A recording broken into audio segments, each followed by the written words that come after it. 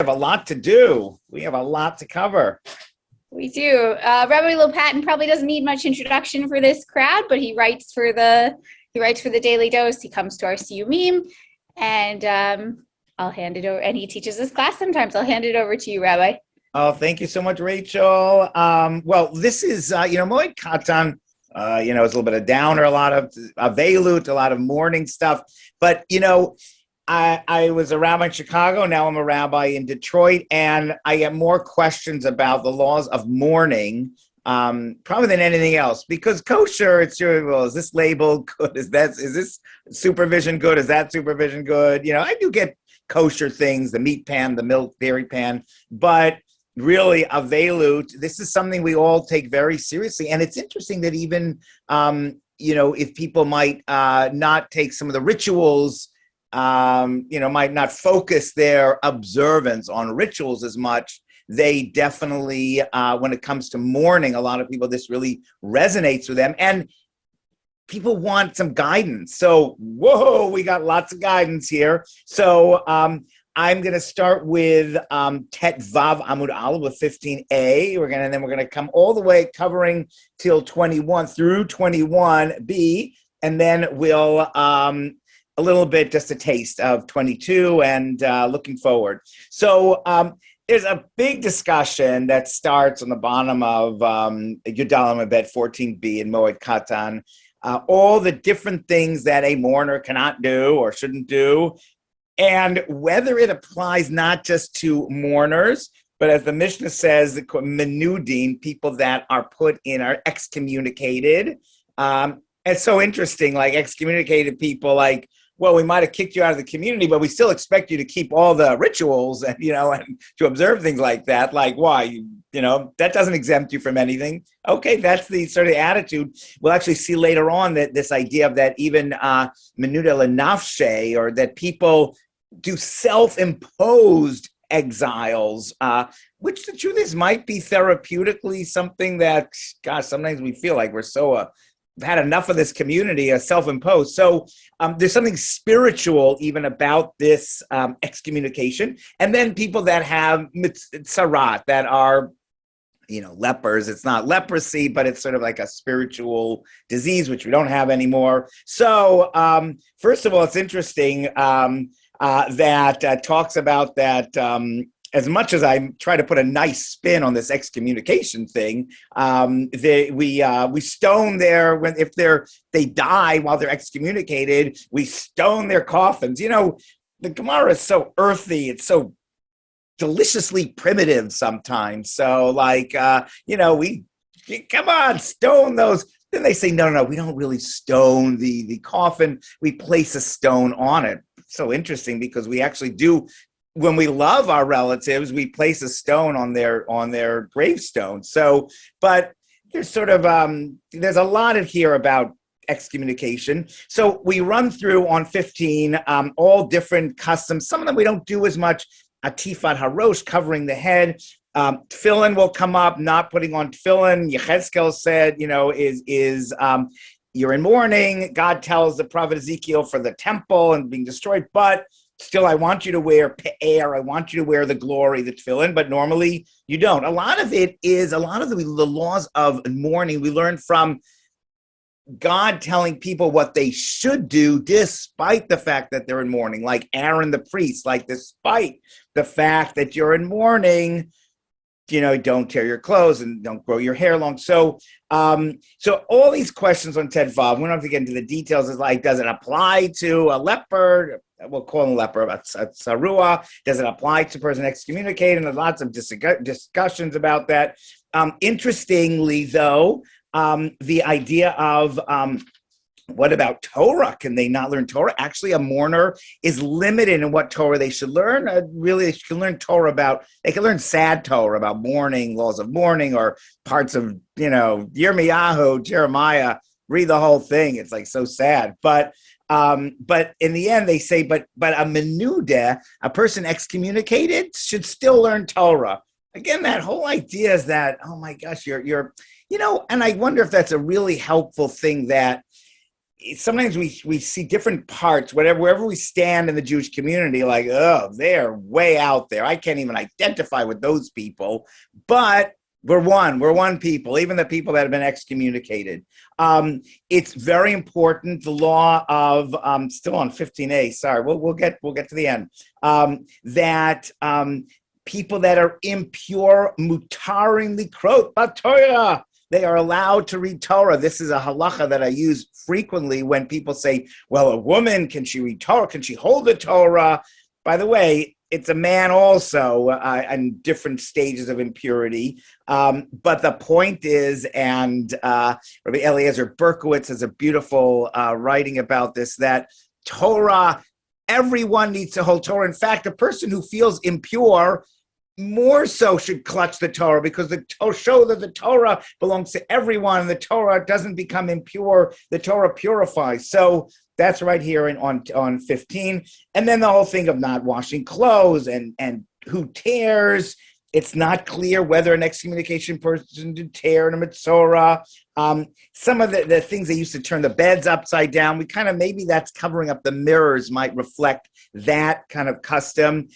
Work. And then also it's just a 15b goes to the whole thing of wearing shoes, leather shoes, having relations. So interesting that we learn that a mourner in the shiva should not have relations with their spouse, from King David, when after the sin of Bathsheba and his son baby that she gave birth, and the baby died and he was in mourning. And then after the mourning period, he goes back to Bathsheba to have relations with her. So that shows us that you don't have relations during the period of mourning. So interesting, like the context for that was David's great sin, stealing Bathsheba from her husband, and adultery, perhaps, and yet that's where we learn one of the laws of shiva. So then we get to already to 16. I love this thing, that can you call a person who's excommunicated to court? I guess that's like a subpoena or something. And that's what we're seeing in Washington to the January 6th Commission. So yes, just because they're excommunicated, they can be called to court. And great proof. I love that. That's from Moshe calling Datan va'Aviram. These are the great enemies of Moses in the wilderness. So that's part of it. There's a whole discussion of different levels of excommunication on 16a. And there's a lot of great ideas of, if you demean a scholar, then you get in trouble. Talmid Chacham, Mevazet Talmid Chacham. Then there's the great story, I love it, of the tabach, the shochet, the slaughter, and you should know in American Jewish history, the ritual slaughters, the shochtim used to fight with the rabbis, because the rabbis are probably saying, the meat that you're making is not kosher, whatever. And so Rav Soloveitchik had problems with the shochtim in Boston. There's a Ridvaz, a very famous commentator on the Jerusalem Talmud, who was chased out of Chicago, I think in the beginning of the 20th century, end of the 19th century, because of the slaughters. So since the time of the Talmud, rabbis have had problems. So they put this shochet who dissed the rabbi, they put him in excommunication, but then he apologized, which is nice. And then they said, we can't have our one slaughter and excommunicated because we need the meat. And so they said, how do we get someone out of a whole discussion? How do you get them out of excommunication and all that? Beautiful stories of rabbinic sensitivity, these chavruto we're learning together. And one of them said, well, let me ask my father. I think his father was Rebbe. My father knows everything. And the other guy said, your father doesn't know any more than anyone else. No one's going to answer this. So that word got back, and he was put in because he was not nice to Rebbe. That wasn't very nice. So got to be careful with sensitivities to your rabbis. Be kind and sweet to your rabbis and teachers. Then 16b gets lost in a lot of King David stuff and whatever. It's so interesting, King David, that I think was trying to think about this, like, why does he play such a role, an outsized role in the wall in on these pages? And King David is a passionate, emotional guy. As much as he sins, he's not perfect at all, but he's passionate, emotional, and writes the book of Psalms. And so he's perfect for this tractate, really about mourning. Really interesting on 16b about Cushi, the use of the word Cushi, the word Ethiopian, black, and I love it.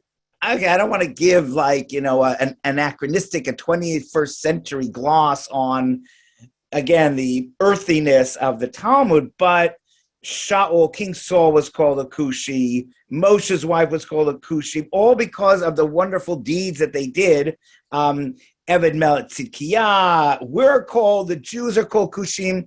I think there's something in this to hopefully deepen our relationship with the African American community. And, now with Whoopi Goldberg and poor Whoopi Goldberg. Anyway, we're not going to get political here, but it's so interesting that the Talmud spends a lot of time here sort of unpacking that Kushi. And again, the Haftorah is, we are considered Kushim.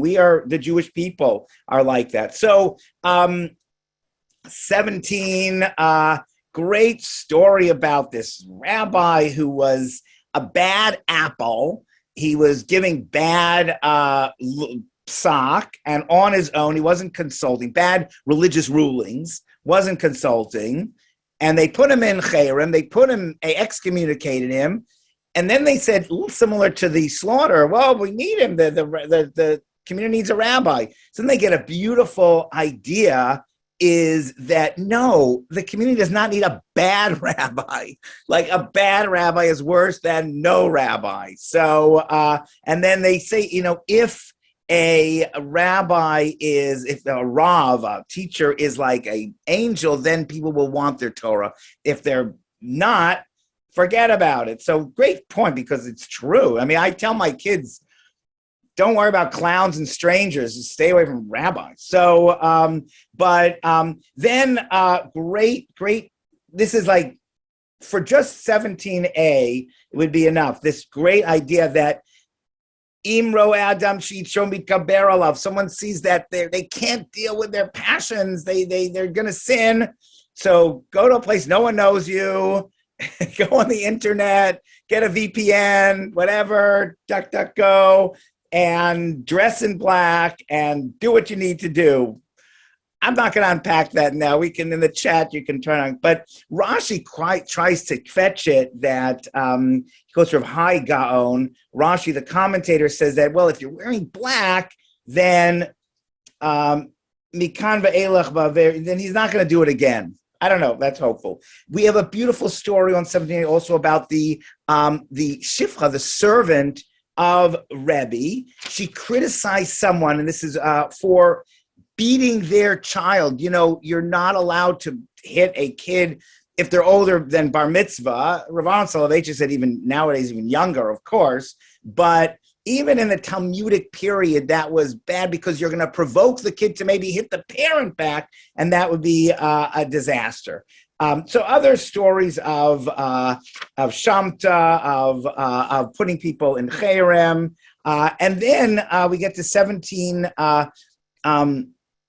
17b, really interesting laws that do apply to contemporary mourning, Miksat Hayom Kukulo, this idea that part of the day, we don't want to mourn too much, and we always go according to the lenient opinion with mourning, even if it's a singular opinion relative to the broad group. So a lot of times, both with Shiva and with the 30 days of mourning, you start the last day, good enough. You don't have to go through the whole day. Okay, then we get this whole thing about cutting your nails, and this stretches into 18a. You can't use a gunustra, scissors, clippers, you can't do it. But if you bite your nails, it's okay. And that's brought down to contemporary halachic authorities. A lot of stuff about fingernails. And Rav Aaron Soloveitchik said this doesn't apply anymore, but, don't just don't throw your fingernails on the floor. Throw them out, burn them, whatever you want to do, but don't just throw them on the floor, because even if a pregnant lady is not going to be walking barefoot around the house, someone in the house is going to step on it and not going to be happy. So that definitely applies to it. We get other laws of washing.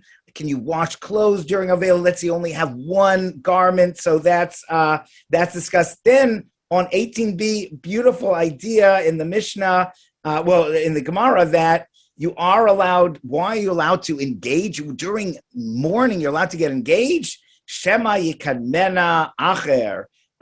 Because maybe someone else will snatch up that beautiful life partner. But don't we say, and this we know, bashert, I think even in Curb Your Enthusiasm, it had bashert. So don't we say that there's a voice from heaven that matches up everybody? So it's kind of like, well, yeah, but people can mess up that system. So let's not rely too much on that system. Let's not get that messed up.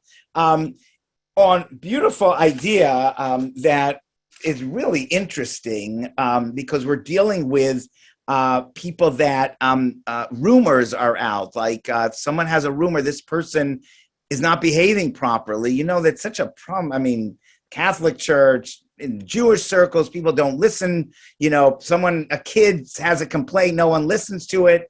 The Talmud says you got to listen. It says where there's smoke, there's fire. Now, there are a lot of caveats to this. There's, is this one complaint, or are there several complaints? Is this enemies? Does the person have enemies who are saying nasty things about them? So you have to look at all the circumstances. But the bottom line is the Talmud says, don't ignore a koll. Don't ignore things that are out there. And unfortunately, the Jewish community, all of us, we've ignored these things too much. Laws of, are you allowed to write on 19? Great. It's a great idea that different levels. Some say you cannot write anything during mourning, a Torah, mezuzot. And then others say you can ma'arim umocher. You can pretend that you're doing it for yourself, and then you send it. So there's this very interesting idea that being sneaky with some laws in the rabbinic tradition is okay.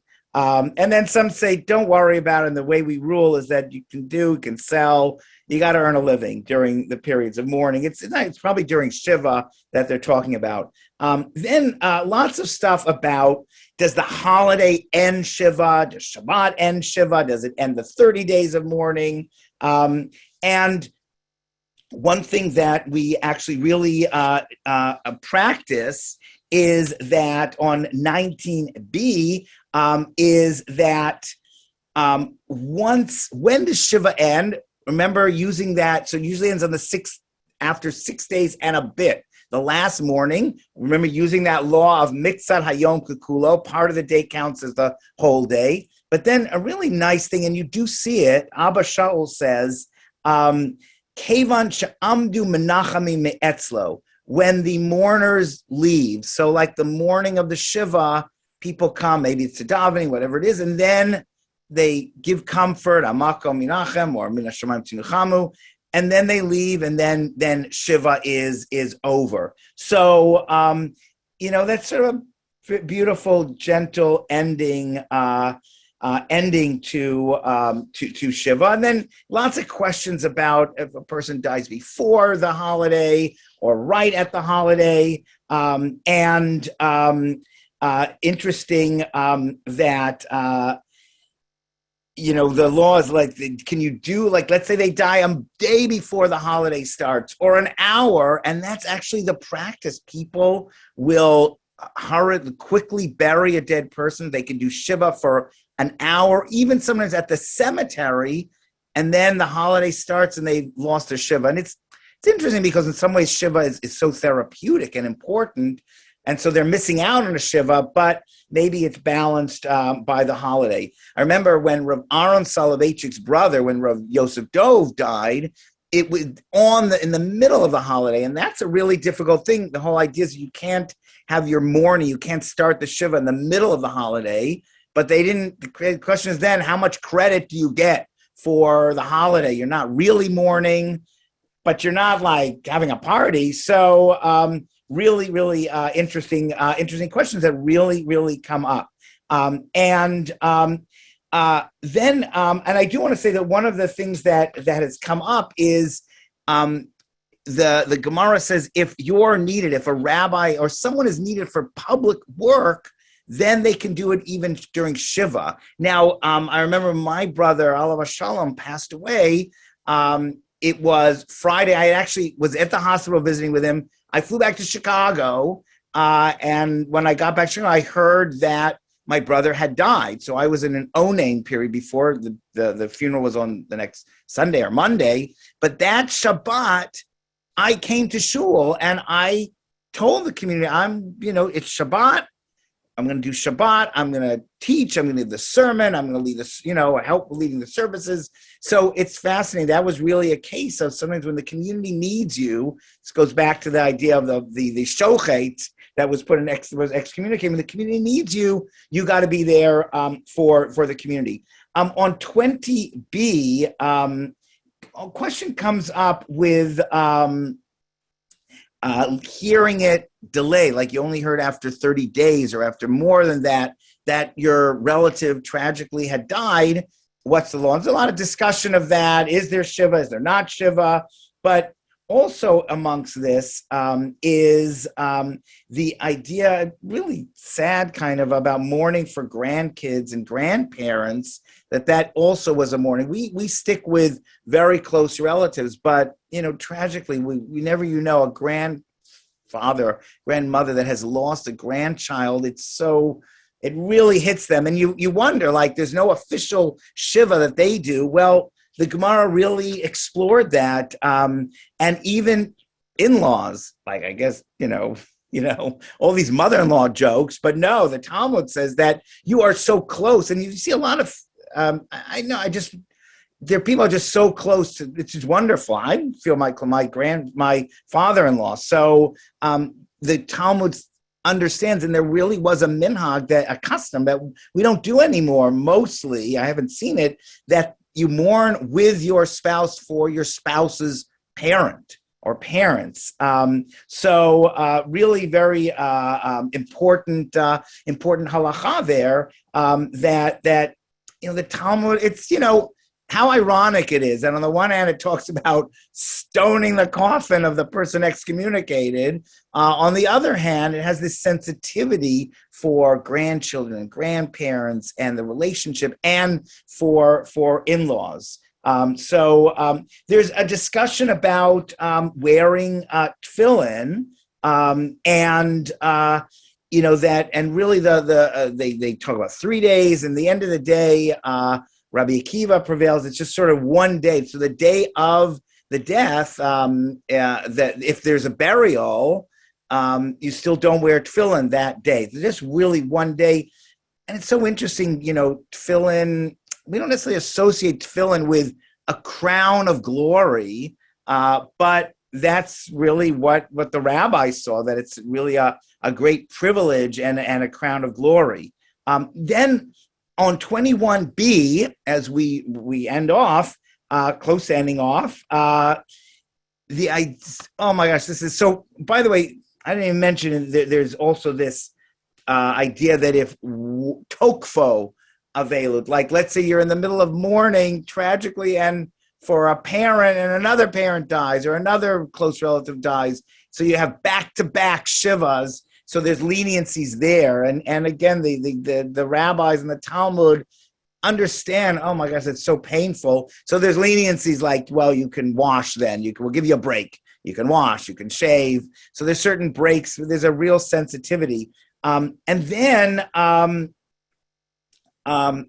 beautiful story of Rabbi Akiva. Where Metu, it just slips in here, Metu banav shel Rabbi Akiva. Rabbi Akiva's children died. It might have been, his students that died, but it's so sad, gosh. And I mean, we have that. And but what was so beautiful is that his attitude was, thanks everyone for coming to comfort me, now go home. I don't know really what to do with it, but maybe it's Rabbi Akiva, again, thinking about others and not just thinking about himself. The whole story of Rabbi Akiva and Rachel and his wife, that he stayed away from his wife for 14 years and they loved her. But so here again, he's not thinking about himself. Another important, I would say it's a practical halacha, is when not to say, how you doing? When someone's in shiva, or even in the 30 days of mourning, and it says even for a parent, maybe in the year of mourning, you don't say, how are you? Because the answer is like, well, how do you think I'm doing? And that's not, you don't want to say that. So it's not really a comfort. So there's look, they're not psychologists, but the idea is you could say, I usually say, are you doing okay? But I guess they could also say, no, I'm not. But at least that's kind of a middle ground. I want to ask how they're doing. But, so there's a sensitivity to that. But also there's a question of when should you comfort the mourner? So like if it's after 12 months, if it's after a year or more, after the first yortzeit, should you comfort them, or is it? They talk about is it tearing off a wound if you do that? So it's then it's a question of is it for parents, and that there's still the wound is still open there, and there's still that would be a comfort for them. If it's someone else, maybe not. I should say that in all this, sometimes we avoid. We want to act like everything's fine. If there's someone that lost, we had in Chicago, a wonderful family that lost a child to a hit and run accident. And they were saying they want people to come up to them and say, I'm really sorry. So there's really that balance to really make sure you go up to people, but then, being considerate about them. We end off on 21b and beginning 22 with synchronizing shivas. This happens a lot. This person comes in, we're in the middle of shiva, and then the head of the family comes in. When does their shiva start? When does it, and can you, one, and it's like one person just heard about the death and they're starting their shiva, but we've already been sitting for 5 days. So there's a whole discussion of that. And we'll wrap up in a minute. Coming up on today's daf, 22b, are some interesting halachot about shloshim, the 30 days of mourning, and two really, I would say, pillars of that. One is ad shigaru bo chaverov, don't shave or get a haircut until your friends will say, get a haircut. Now they don't have to say that, but it's beautiful to having chaverim, having friends around you, and that's when you can take a shave if at least it reaches that level. But that's an important point. And simchat mareut is brought in. The thing you want to avoid if you are faced with mourning is a public mareut, public simcha, joyous occasions. This and really is going to the movies, especially during COVID, when you don't want to see anybody, you just want to go to the movie and that's probably not mareut. That's not a communal thing. Like that party in Johnson's parties in England. That's mareut. And is it simcha? You can have a dinner with someone. That's not a simcha. It's just we're getting people to dinner. Is it a simcha? Is it joyous? So that's a question. Actually, we'll see if Boris Johnson, if he knows this stuff today, maybe he'll make a case. And Rachel, I think we're done.